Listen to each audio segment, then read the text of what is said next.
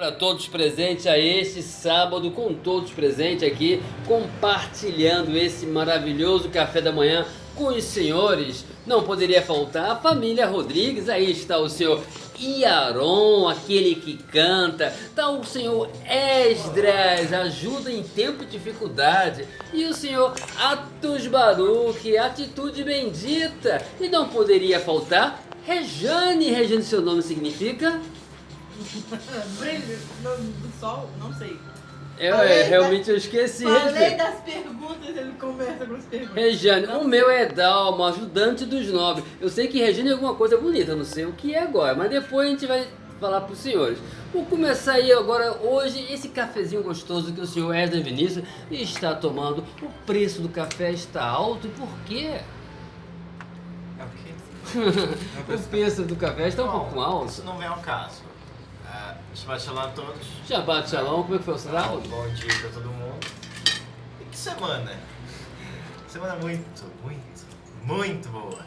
Bom, vamos por partes. Segunda e terça, nada demais. Domingo passado choveu bastante. Mas agora na quarta. Quarta-feira. Não, domingo, terça-feira foi coisa importante, sim. Terça-feira foi aniversário de Actos. Tá com seus incríveis 17 anos. 17 anos, Ato, parabéns. E assim, na quarta teve o 7 de setembro, né? Foi um dia muito cheio, muita gente na rua, manifestações gigantescas. E assim, nós fomos, né? No dia 7, lá em Copacabana, aqui no Rio. É, a gente foi. A gente foi e assim, era muita gente. Muita gente mesmo. Assim, papo de 3 milhões de pessoas igual no final do ano, sabe? Muito legal, muito bonito. E assim, sabe aquelas fotos que o pessoal compartilha de uma senhorinha com a bandeira do Brasil amarrada, com bengala na mão? A gente viu aquilo ao vivo, sabe? Criancinha no carrinho de bebê com a bandeira do Brasil enrolada, né, no bebê. Muito bonito. Assim, gente bonita estava na rua. Foi um encontro de pessoas bonitas e benquistas. E pra fechar com chave de ouro, o Bolsonaro ainda veio aqui no Rio, né? Ele fez o discurso ali em Copacabana. A gente não conseguiu ver, infelizmente, né? Até porque era muita gente. E eu não sei perto de qual posto ele tava, só sei que ele chegou lá de moto. A gente chegou a ver muita moto por lá também, certamente era ele já chegando. Mas era tanta coisa pra ver, fazer, que acabou que a gente nem percebeu. Bom... Aí, além disso, né, da quarta-feira maravilhosa que a gente teve também tiro de canhão, teve o pessoal da Esquadrilha da Fumaça, né, Os paraquedistas. Os paraquedistas, os acrobatas aéreos, foi muito bonito mesmo de se ver aqui no Rio, né, não sei nos outros estados. Agora fala do choro. Eu vou chegar lá. E assim, logo no mesmo dia, aí deu pra ver o choro. Acho que combustível humano atualmente é ver show do jornalista militante. É sério, eles estavam lá falando. Que não sei o que ele juntou 30 mil em Copacabana. Acho que 30 mil tinha só no metrô que a gente pegou pra chegar lá. E assim, muita gente falando, nossa, olha só, que não sei o que. Foi um choro muito gostoso de se ouvir /ler no Twitter. Deixa eu ver. Aí na quinta-feira, né? O Lula ele fez um pronunciamento, né, no comício, falando que o pessoal que estava lá reunido aqui em Copacabana, na Paulista, lá em Brasília, em BH, em Vitória, era um bando de gente que não tinha nenhum negro sequer, era um monte de gente rica pra caramba, que é claramente uma mansão aqui.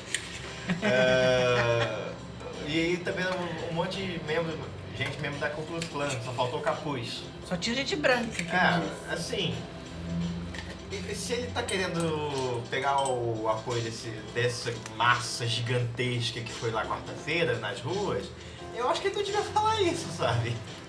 Tipo, se alguém ali naquele meio tava em dúvida ainda do Lula, acho que perdeu qualquer dúvida. Assim, é uma agressividade desnecessária. Ele chamou todo mundo de vagabundo. Sem exceção, todo mundo ele chamou de vagabundo. E assim, é triste, né? Aí agora, deixa eu ver. E na quinta-feira também teve já uma notícia triste, né? Para o mundo já. a digníssima Rainha Elizabeth faleceu aos 96 anos de idade, né? É o fim de uma era, vamos dizer assim, né? E assim, uma coisa curiosa é que o último pronunciamento oficial, né, que ela publicou foi sobre o Brasil. Ela deu parabéns, ela morreu no dia 8, né? No dia 7 ela deu parabéns para os 200 anos de independência do Brasil. No dia seguinte ela acabou falecendo. É uma coisa bem simbólica, dá pra se dizer, né? E assim, a semana tá tranquila, né? Basicamente foi a semana do grande feriado, que a mídia fica falando, nossa, ele pegou como feriado pra ele, que não sei o quê. Mas o Lula fez a mesma coisa com o 1º de maio. O 1º de maio é sempre o pessoal do PT que vai pra rua, então se for pra comparar, a gente tá numa coisa meio balanceada. Ah, bom, basicamente foi isso. Foi uma semana corriqueira, cheia, e no final de semana agora ficou quente. Ficou um clima assim quente pra caramba. Verão. No geral, o verão tá chegando, vai começar a primavera, depois da primavera vai pro verão pra valer e o verão vai ser quente. Mas no geral é isso. Está tudo de boa, está tudo correndo bem. E sério, ali é uma pesquisa que dá pra acreditar de verdade, pesquisa que a gente aqui fez pessoalmente em Copacabana. É muita gente. E é muito bom. É bom, foi um dia muito bom, a quarta-feira foi maravilhosa. Perfeita. Perfeito, senhor É isso. Esdras Vinícius, um bom descanso e um ótimo café da manhã. Senhor Atos Baruch, senhor Atos Baruch, o que o senhor tem a nos falar, as novidades, as histórias, os acontecimentos? Diga aí. Bom dia a todos, Shabbat Shalom. Dia 6 agora foi o aniversário de 17 anos, completei 17 anos. Os parabéns. Obrigado. E também teve a independência do Brasil, que a gente estava falando sobre a história do Brasil e tal. E parabéns ao nosso país, por completar 200 anos de independência. Ser uma nação soberana. Enfim, agora vamos falar sobre a história do Brasil, a República. Continuação, chegou na República. Então, como terminou o Império e tal, começou a República. Começou com Marechal Deodoro. O que ele fez? Ele não foi um governante muito bom, ele não ficou muito tempo no campo democrático. Ele estava recebendo muita pressão. Aí o que ele fez? Ele renunciou do cargo e passou para ser o vice-presidente, o Floriano Peixoto. Só que o Floriano ele tinha sugerido para a população e para o Congresso o seguinte: que tal o país só vai conseguir se reerguer com um governo militar em mãos, ou seja, ditadura militar naquele período. Mas isso não ocorreu naquele período, mas já tinha ideias daquilo para acontecer. Mas ele passa a posse dele para o outro, esqueci agora o nome do outro presidente. Só que assim, a partir desse presidente civil agora, foi com uma república, só que não votos pela população, mas votos pelos coronéis e por pessoas que já haviam mortas. Como assim?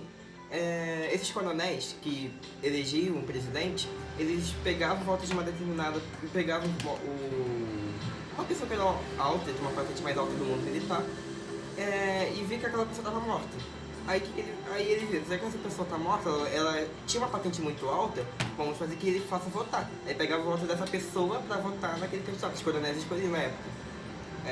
Aí isso virou coronelismo e tal. Era conhecido como a República Velha, a República Café com Leite, era assim. Aí isso tudo muda quando chega em 1930, quando chega no período de Vargas. Vargas, para quem não sabe, ele foi o ditador mais sangrento da nossa história. Mas muitos livros de história defendem esse ditador bonzinho, um ditador bem visto pelos livros de história. Só que na realidade não. Naquela época, só podia se candidatar quem era do Mato Grosso, quem era de São Paulo e de Minas Gerais, em 1930. Só que Getúlio Vargas, ele era do Rio Grande do Sul, ele era um gaúcho. Beleza. Aí tinha lá o candidato de mineiro, o paulista, era paulista, chamado Júlio Prestes. Aí o que ele fez? Vamos abrir exceções com outros estados, não pode ficar só nesse vice-versa. Aí ele abriu exceções, aí veio gente do Brasil todo para se candidatar à presidência. Aí veio Getúlio Vargas. E Júlio Prestes ganhou a presidência com votos, só que o Vargas ele decide fazer uma revolução com o apoio de uma certa população, falando assim, eu vou dar dinheiro para vocês, eu vou me recuperar de vocês. Só que assim, Vargas, ele tem, nesse período de 1930, era um período que estava gerando fascismo, estava um fascismo totalitário. E assim, Vargas, ele tava com esse pensamento, tipo, também o Vargas e os militares sempre pensavam, queremos modernizar tudo, querer tirar tudo que era do antigo para modernizar. Vargas pensava isso. Aí ele tomou o poder em 30. Ele ficou no poder por 4 anos. Até que ele fez uma constituição, que a eleição agora seria, o voto seria pelo povo, não mais pelos coronéis, depois dessa constituição. Aí ele foi eleito, reeleito, mesmo com o poder tomado pela população. Só que assim, ele prometia coisas que não fez. Ele falava que era o pai dos pobres, falava que ele era bem visto pela mídia. Só que naquela época, o Brasil, tinha sérios problemas econômicos, sérios problemas sociais. E assim, se a gente fazer uma comparação assim, ele era muito bem visto pela mídia e pelos seus apoiadores. E mais da metade da população quase não apoiava ele, era só um terço da população brasileira na época. Aí tipo, e hoje em dia, se você parar pra comparar, Getúlio Vargas, sei lá, como Ciro Gomes da vida, por exemplo, ele quer esse populismo falando que... O Lula, por exemplo, pelo exemplo do Lula, quer falar que é o pai dos pobres, tem um apoio da mídia, essas coisas. Vargas também tinha isso. Então ele quer se mostrar o populismo autoritário e que esse sistema nunca dá certo. Mas semana que a gente vai continuar, que é bem longa a história de Vargas, o período de Vargas. Pois é, senhor. Em resumo, esse é no ano de eleição. Não vote em alguém que mostre autoritarismo. Isso. Muito obrigado, senhor Atos Baruch. Um ótimo café da manhã. Está sendo agradável o dia? Tá ótimo. E como é que é ter 17 anos? Quase nova. Quase nova, muito obrigado aí. Um ótimo café da manhã. Eu vou falar agora com o senhor Yaron. Senhor Yaron, o café da manhã está agradável também para o senhor? Sim. Novidade? Quer falar alguma coisa pra gente? Eu cortei o cabelo essa semana. Cortou o cabelo, parabéns! E sobre Salmos, vou falar sobre Salmos 30.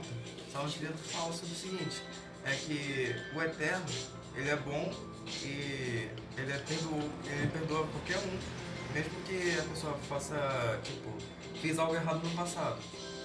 O Eterno pode perdoar também essa pessoa que fez algo no passado. Aí, o Eterno, ele é minha fortaleza que nem força de montanhas. Ele é o que dá tudo. Ele permanece a vida, acho. Preserva. Preserva a vida. Só. Muito bom, senhor Yaron. Eu vejo que o senhor estudou bastante. Muito prazer. É muito bom realmente essas informações, porque realmente ele preserva a vida, ele luta pela vida, certo? Sim.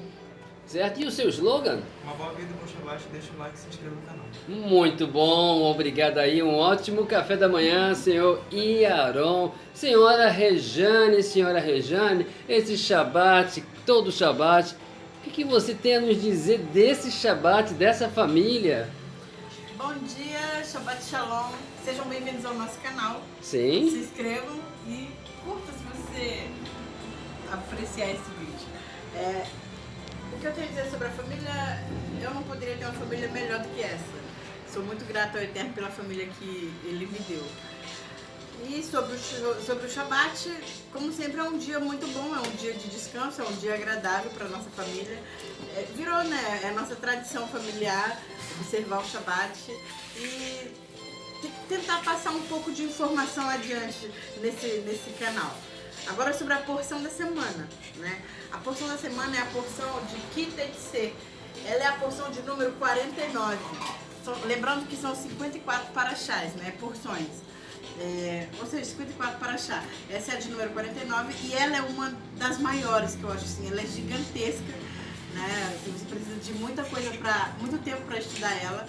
E ela fala de alguns assuntos assim interessantes. E ela também tem um peso, né? Porque ela é a única paraxá que fala que tem o maior número de mandamentos, né? Ela tem 74 mandamentos, ou 72, 74.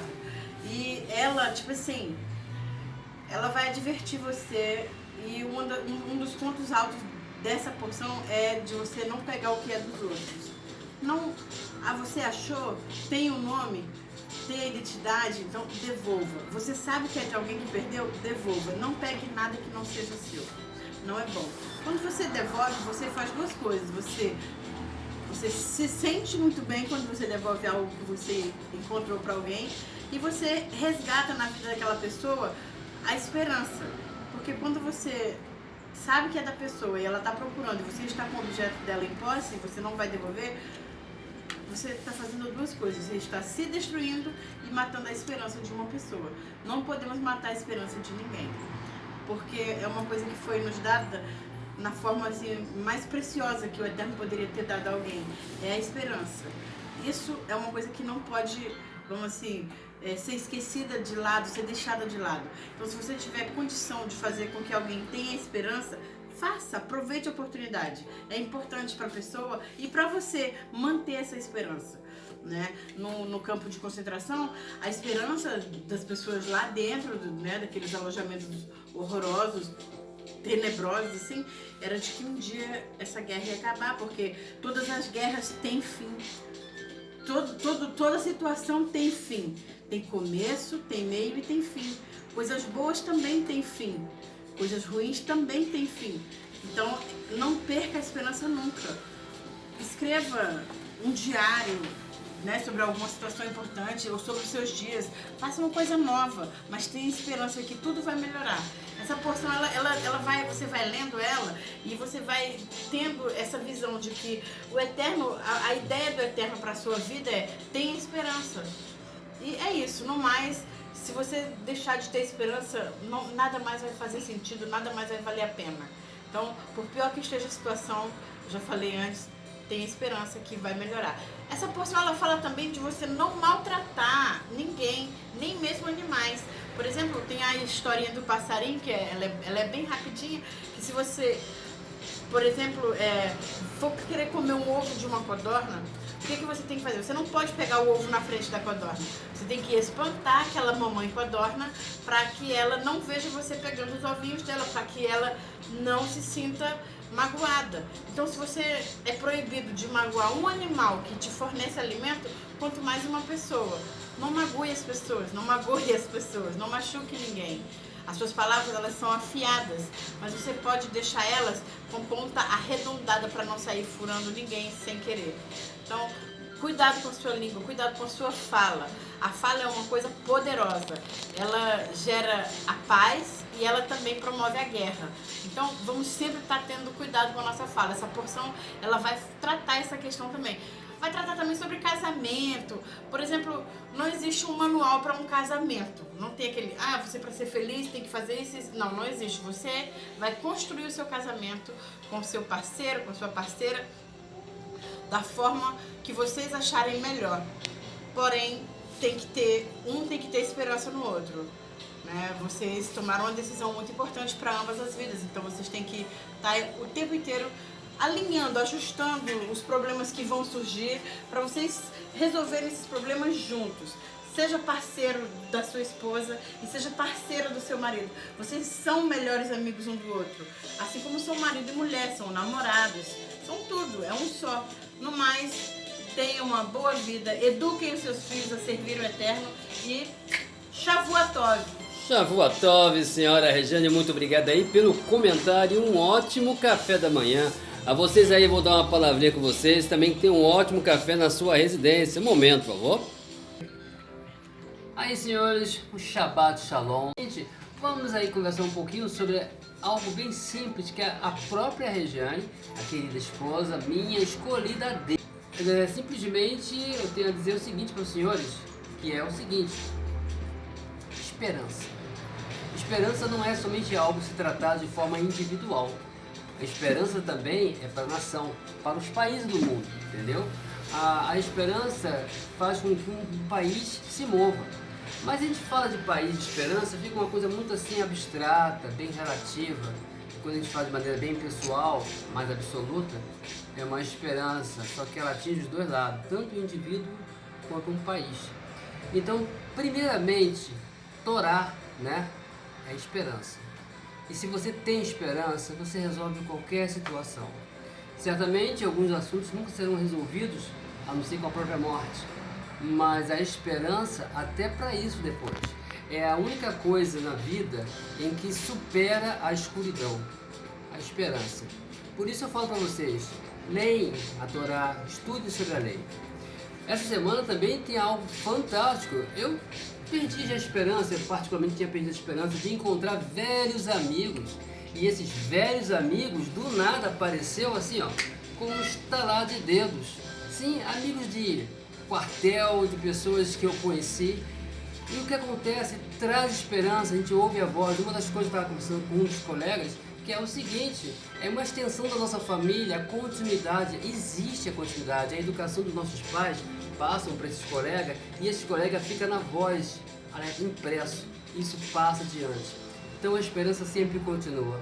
É bom rever amigos, se você está aí querendo fazer um projeto, pensa nisso, tenta reunir amigos do passado, e esses amigos do passado vai ser a sua segunda família, uma forma de resgatar a sua história, o seu símbolo, a sua tradição.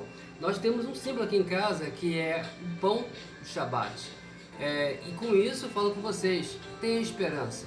A lei é a esperança, a amizade é a esperança. Para todos aí, não quero me delongar, um ótimo café da manhã e um shalom.